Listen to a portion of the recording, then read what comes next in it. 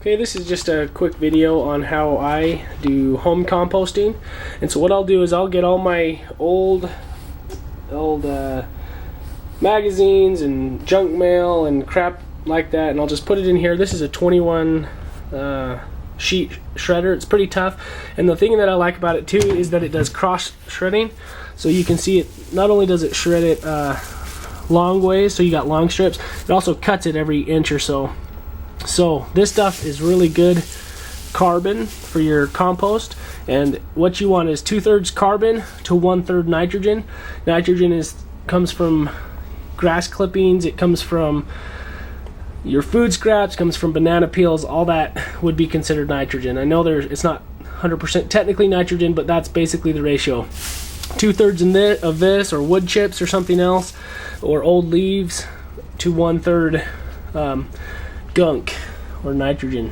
Okay, so here's the second part of the composting adventure. So I put some of these paper shavings here, and the reason I did this is I've got this other opening thing.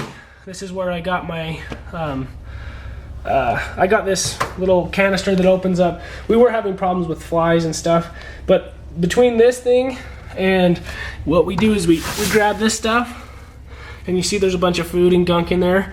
So we put a bunch of this at the bottom, you know, to catch up all the ooze and crap that comes out of the food scraps or whatever we put in there. And then we put this on there too. And then between this, that keeps the flies down. Now this is almost full, and once it gets full, I take it out to my other composter. But this starts the compost actually in the kitchen. It keeps, the smell is almost non-existent now that we do it this way, and it can go all the way full, and it's not as gooey and nasty as it was before. Before it got really, really stinky. Now it's not hardly anything, and I probably need to get something nicer than just a bucket, but it works. So here's the big composter. It's winter time here, so it's not really probably actively composting as well as it could be. It's probably just doing it just a little bit, but you can see we've got all our compost in there. We're gonna start adding more green nitrogen, like old plants and weeds and all that other kind of crap in here once spring starts. But yeah, this composter came from Costco. It's actually a lot bigger than you'd think. And so we put it all in here, roll it around, and I'll get probably 4 or 5 of these full and big huge composted batches every summer. So yeah, it's been really nice, and this keeps it off the ground. We also had a neighbor dog that would come and eat out of our open compost pile, so this kind of helps keeps things down and gives it time to work.